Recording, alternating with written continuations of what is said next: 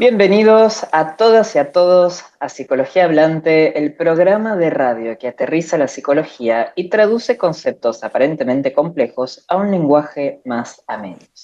Soy Álvaro Mora Pereira, licenciado en Psicología, psicoanalista, profesor universitario, escritor y creador y locutor de este programa. Para esta nueva emisión, en donde vamos a abordar la problemática de consumo problemático y su tratamiento, contamos con un invitado realmente increíble, que es el doctor Carlos Danín. Es médico y doctor en medicina, especialista en toxicología y en salud pública, es jefe de la División Toxicología y director del Hospital Fernández, profesor titular plenario de toxicología de la UBA, director de Fundar Tox, e integrante de la Red Científica Internacional de la Comisión de Drogas de Naciones Unidas. Bienvenidos, Carlos. Es genuinamente un privilegio poder compartir este espacio con vos. Gracias, el gusto es mío. Muchas gracias por el espacio y por el tiempo. No, muchísimas gracias a vos. Para adentrarnos un poco en esta temática, ¿podrías contarnos un poco qué se considera por consumo problemático? ¿Qué es el consumo problemático? Bueno, en realidad cuando uno habla de consumo problemático, porque deja claro que hay un consumo que no es problemático. Cuando uno toma una copa de vino en la comida, eso no genera un problema. El problema es cuando ese consumo se vuelve un problema y la gente empieza a tener consecuencias en la salud o en la esfera psíquica o sociales por ese consumo. Y entonces decimos que una sustancia, que un consumo no es problemático cuando alguien consume y no tiene un efecto evidente por ese consumo. Alguien toma un vaso de vino y no tiene signos de estar ebrio por un vaso de vino. Ahora, cuando aparecen efectos, cuando se visibilizan efectos, entonces hablamos como mínimo de abuso. Y cuando la gente consume tanto que no puede parar de consumir, entonces hablamos de dependencia o adicción, ¿no? Claro, en donde aparecería algo más del orden de lo compulsivo, en donde el sujeto pierde el control por sobre el consumo. Exactamente, cuando ya empieza a haber una consecuencia evidente por ese consumo, que puede ser en un hecho puntual, que puede ser una intoxicación, alguien consumió cocaína y tiene un cuadro de intoxicación, termina en un hospital porque tiene un infarto, eso es un cuadro de abuso, o puede ser un cuadro de dependencia cuando es alguien que consume en forma consuetudinaria, permanente. Estos dos casos, abuso y dependencia, es cuando hablamos de consumo problemático de sustancias. Perfecto. ¿Y qué franja etaria está más afectada por esta problemática? ¿Hay alguna en particular o aparece en todas las franjas? Bueno, va a depender un poco de las sustancias. Cuando uno mira el alcohol, por ejemplo, el alcohol atraviesa la totalidad de los grupos etarios. Claro. Y tenemos que en la Argentina un 86% de la población mayor de 12 años consume alcohol. Cuando uno mira en relación al alcohol, nos encontramos que de 12 a 17 años el 54,4% de la población lo consume, y después hay alguna variación hacia el final de la vida, es cuando baja un poquito. Cuando hablamos de marihuana, por ejemplo, los sub-30 son los que tienen el índice más alto, considerando que con los datos que tenemos oficiales de la Cedronar, de 25 a 34 años, el 49% de la población alguna vez consumió marihuana en el último año. Después tenemos la cocaína, que también va muy de los 20 a los 35, y las sustancias sintéticas, que también son por debajo de los 40, pero normalmente son mayores de 17 en este caso. Perfecto. Y vos acá fuiste nombrando varias sustancias, el alcohol, la cocaína, marihuana, sustancias sintéticas. En lo que es el Hospital Fernández, siendo justamente un hospital especializado en esta problemática, ¿cuál es la sustancia, si es que hay una que predomina, en los pacientes que llegan a consulta? Bueno, básicamente en la demanda hospitalaria, que muchas veces no coincide con la epidemiología del consumo, claro. Porque, por ejemplo, es muy raro que llegue un paciente consumidor de marihuana en un cuadro de intoxicación. Lo que predomina claramente en los cuadros son el alcohol. El El alcohol alcohol. tiene casi el 50% de la demanda en hospital, ya sea por guardia en urgencia como en la demanda demanda de tratamiento. En segundo lugar es la cocaína, en tercer lugar lo pelean con el cuarto entre los psicofármacos, clonazepam, alprazolam, Mm, lorazepam, y las sintéticas, que ocupan tercer y cuarto lugar. Y en quinto lugar aparecen un poco más lejos la GHB, algún otro tipo de sintéticas, por ahí depresoras, la marihuana, y bueno, siempre aparece algún otro tipo de sustancia que puede estar involucrada, como por ejemplo el tramadol, que es el único opioide claro, que para nosotros es un problema. perfecto. ¿Y qué estrategias consideras más efectivas para prevenir el consumo problemático en distintos contextos? Sería familia, comunidad, escuela. ¿Cuáles son algunas estrategias que se pueden o que se están implementando para prevenir antes de que haya una problemática de consumo? La verdad y lamentablemente nosotros tenemos en nuestro país una muy pobre prevención. Se hace poca Prevención. prevención. Se hace en las escuelas, el Ministerio de Educación tiene algo previsto, el Ministerio de Seguridad Ajá, algo previsto, la CEDRONAR también, pero la verdad es que seguimos apostando a la reducción de la oferta y eso para mí es un error.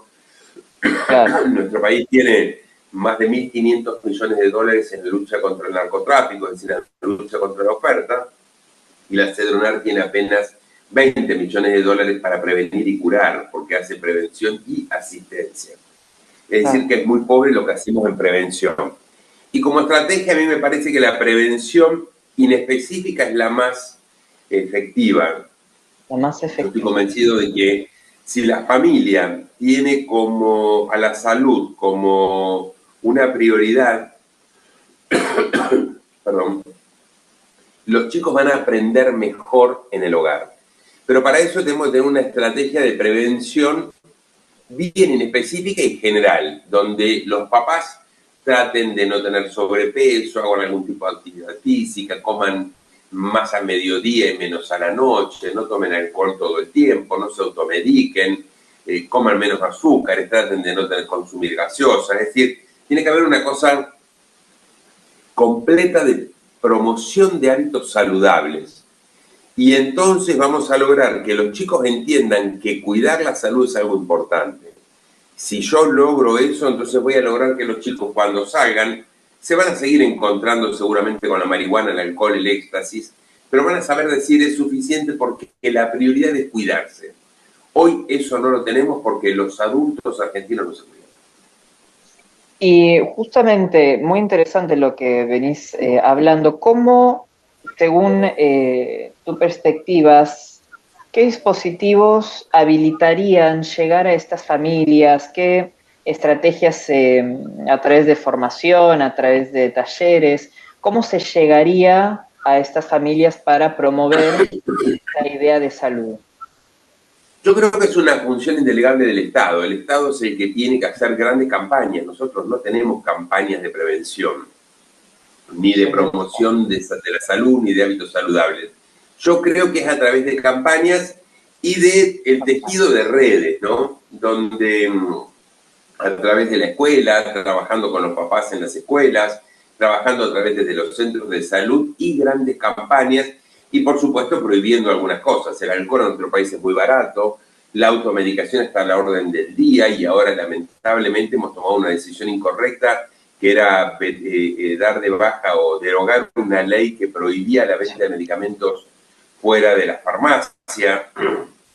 Esto facilita el consumo y la facilidad del acceso de las personas al medicamento hace que el medicamento se subestime y al subestimárselo hace que la gente lo consuma a cualquier hora y de cualquier manera. Entonces, me parece que el Estado tiene un rol y la sociedad civil a través de las organizaciones profesionales, que yo, la Asociación Cardiológica, la Asociación de claro. Nutrición, la Toxicológica, es decir, las asociaciones médicas también tienen que poner foco en esto, pero básicamente es el Estado. Y hablando justamente de esto, de las campañas, de las redes, de lo comunitario, desde tu perspectiva, ¿el consumo problemático se debería abordar principalmente como un problema individual o como una cuestión social? A mí me parece que la prevención es una cuestión social. Nosotros tenemos una sociedad que consume mucho de todo. Consume Claro, mucho alcohol, consumimos prácticamente 10 litros de alcohol puro por habitante y por año. Tenemos un nivel wow, de casi el 7% de la población está bajo los efectos de psicofármacos. Ahora, cuando la persona se enferma es una cuestión individual. Cada uno se relaciona con la sustancia de una manera particular. Entonces, la gente, no todo el mundo toma alcohol por lo mismo. Cada uno sabe qué cosa está tapando con el alcohol. Por lo claro, tanto, el tratamiento debe ser uno a uno, porque es esa persona la que tiene un problema con el alcohol y tiene que ver por qué se relaciona con el alcohol como lo hace. Ahora, lo macro, la prevención tiene que ser masiva para que la gente entienda que tiene que cuidarse y que tenemos que cuidar a los más chicos. Hay un escritor decía claramente que el problema del futuro no son los chicos, o el futuro no son los chicos, sino los adultos que se relacionan con los chicos. Entonces yo creo que el problema lo tenemos los adultos, no los chicos. absolutamente. Y hablando de esta distinción entre lo que es la prevención, que sería más social, y la intervención, que ya sería más habiendo una problemática de consumo, ¿cuál le parece el mejor enfoque o más adecuado para abordar el consumo una vez instalado? Bueno, definitivamente soy un convencido que el enfoque profesional es el mejor. A mí los grupos de autoayuda me parece que son buenos para el aquí y ahora. Nosotros hemos Claro, trabajado, por ejemplo, mucho con Alcohólicos Anónimos. Y sí, Alcohólicos Anónimos es increíble la ayuda que hacen para que la persona hoy no tome, pero hay que trabajar desde lo profesional para ver por qué esa persona consume, porque si no lo vamos a tener toda la vida con esta situación de que es un alcohólico recuperado, y yo creo que la gente claro. es lo que uno hace. Si uno hace 10 años que no consume alcohol, no es alcohólico, ni recuperado ni en vía de recuperación, dejó de ser alcohólico. Pero bueno, para eso tiene que haber logrado desandar lo que lo llevó al problema con el alcohol. Y eso es con un equipo profesional de médicos, psicólogos, psiquiatras, trabajador social. Son muchos los factores, ¿no? Entonces hay que atacarlos de todos lados. Y retomando esta última parte, fuiste nombrando varios profesionales. ¿Se trabajaría desde un dispositivo individual, es decir, una psicoterapia y en todo caso con un psiquiatra, o desde un enfoque interdisciplinario con otras especialidades?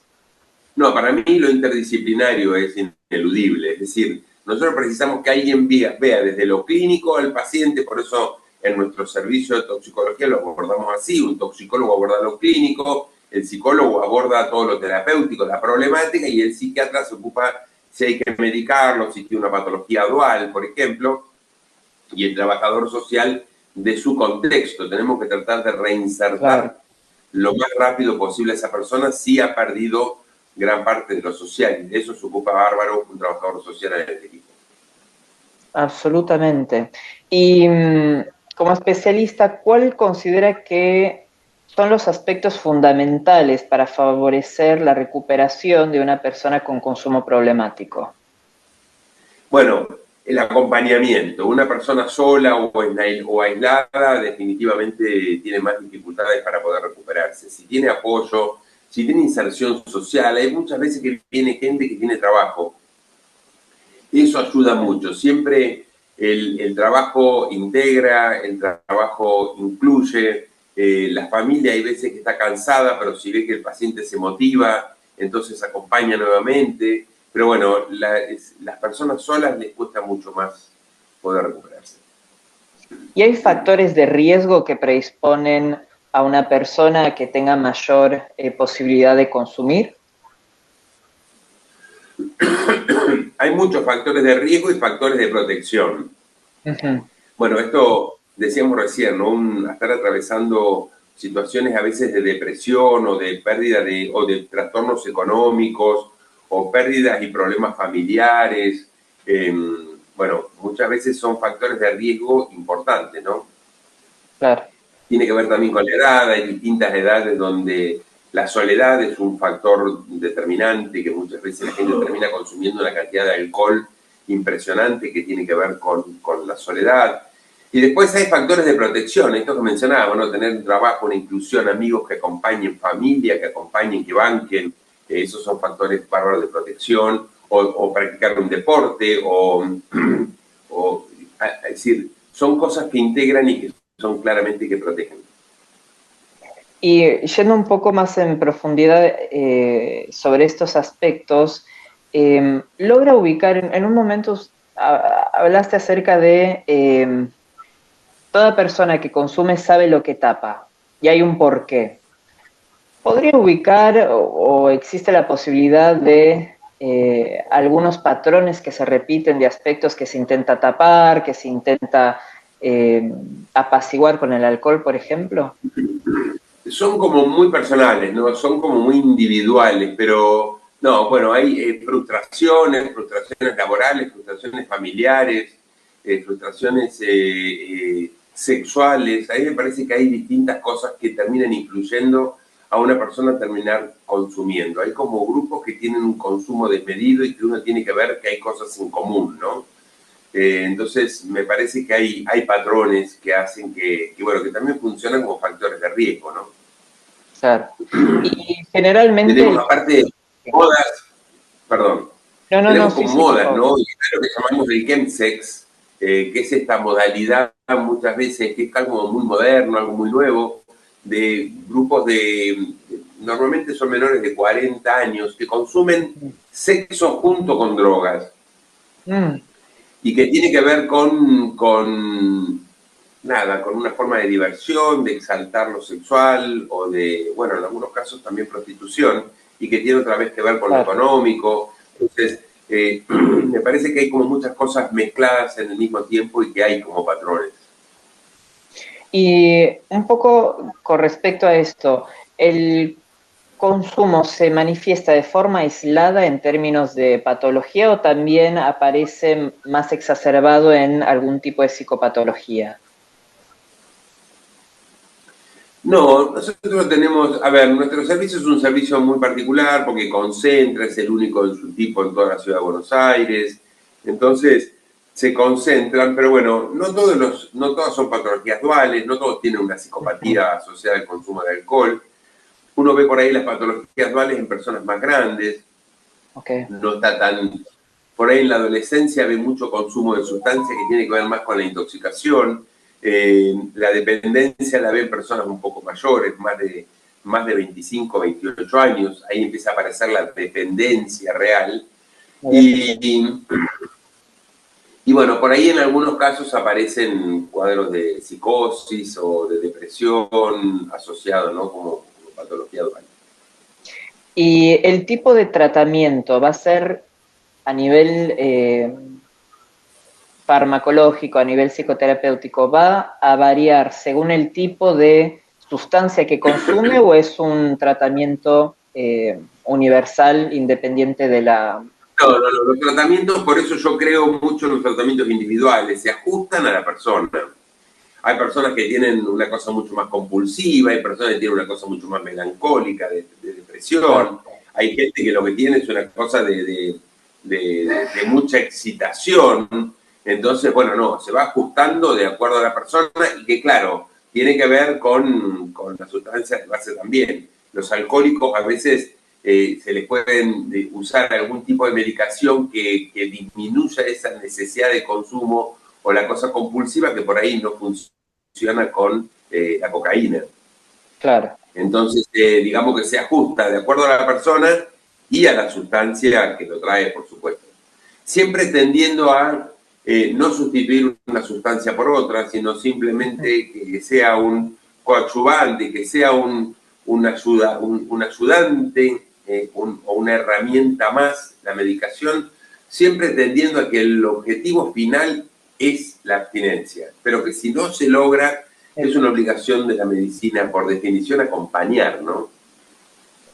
Esa Incluso en el justamente, claro, esa iba a ser justo la siguiente pregunta. Hay varias teorías o varias posiciones, al menos desde la psicología, sobre la finalidad de un tratamiento con una persona con consumo problemático. Y hay algunas que dicen que el objetivo es justamente la abstinencia absoluta y otras que dicen que en todo caso es lograr acotar el consumo. ¿Qué perspectiva? No, bueno, para mí la abstinencia tiene que ser siempre el objetivo final, pero eso no puede ser una condición. Uno Claro, viene un paciente y le dice, yo quiero dejar la cocaína, pero no quiero dejar ni el alcohol ni la marihuana. Bueno, vamos por eso. Digamos claro, que si tu objetivo es esto, yo estoy acá para ayudarte, no estoy para ponerte todas las condiciones ni los objetivos, son tuyos los objetivos. Mi objetivo puede, yo trato de que coincida, entonces yo trato de convencerlo que el objetivo tiene que ser dejar todo. Bueno, vamos a trabajar para dejar la cocaína porque es lo que te está poniendo en riesgo todos los días. claro. Cuando dejemos la cocaína, bueno, intentemos ver si reducimos el consumo de alcohol y después si sacamos el de marihuana. Hay veces que se logra, hay veces que no, nos quedamos a mitad de camino, pero seguimos, insisto, el médico tiene que acompañar siempre, ¿no? A esa persona que viene o que está sufriendo al fin y al cabo. Absolutamente. Y desde tu experiencia, ¿qué recomendaciones les darías a los profesionales de la salud que trabajan con personas que presentan consumo problemático? Que escuchen, que escuchen, que escuchen. El paciente viene y dice todo. Hay que saber escucharlo, hay que tener paciencia para escucharlo y claramente hay que tener el tiempo para escucharlo. El paciente viene y dice lo que le duele, el paciente viene y cuenta lo que lo mortifica, lo que lo está afligiendo, y entonces uno puede atacar desde ahí cuando el paciente cuenta lo que le pasa. Pero para eso uno tiene que tener la suficiente capacidad de escucha que el paciente requiere. Absolutamente. Y para Digamos ir, que, es decir, lo harán más, el psicólogo será el que más escucha probablemente, pero el médico tiene que escuchar, el trabajador social tiene que escuchar, el psiquiatra tiene que escuchar. No es solamente controlar si el divalproato de sodio está bien, o la pregabalina está bien, o la naltrexona está bien. No, no, tiene que escuchar. Y si trabajamos juntos en equipo, probablemente logremos que el paciente salga mucho más rápido de flote. no, la verdad que me dejaste pensando con eso último. Y para ir cerrando, que sé que estás con muchas cosas, para ir cerrando con esta última pregunta, ¿qué consejos le darías a los familiares y amigos que están acompañando a una persona cercana que atraviesa esta problemática? Bueno, en primer lugar le diría que tenga en cuenta, aunque muchas veces no lo entienda, aunque muchas veces se enoje, que entienda que esto no es un vicio, esto no es lo hace porque quiere. No, no, Claro, no puede parar. Ese es el tema, no puede parar.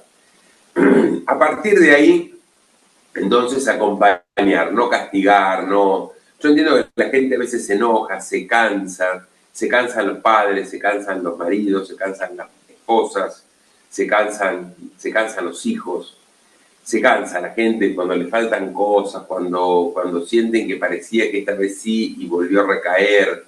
Bueno, pero que entiendan que no lo hace de malo, no de mala, no lo hacen con maldad, no pueden parar. Entonces uno tiene que tratar de acompañar sin castigar, acompañar sin condenar, acompañar sin juzgar y hasta donde se puede, ¿no? Hay veces que la familia dice basta, ya está acá y la persona se queda fuera. Bueno, en algún punto también en el fondo es una elección. claro, claro, claro.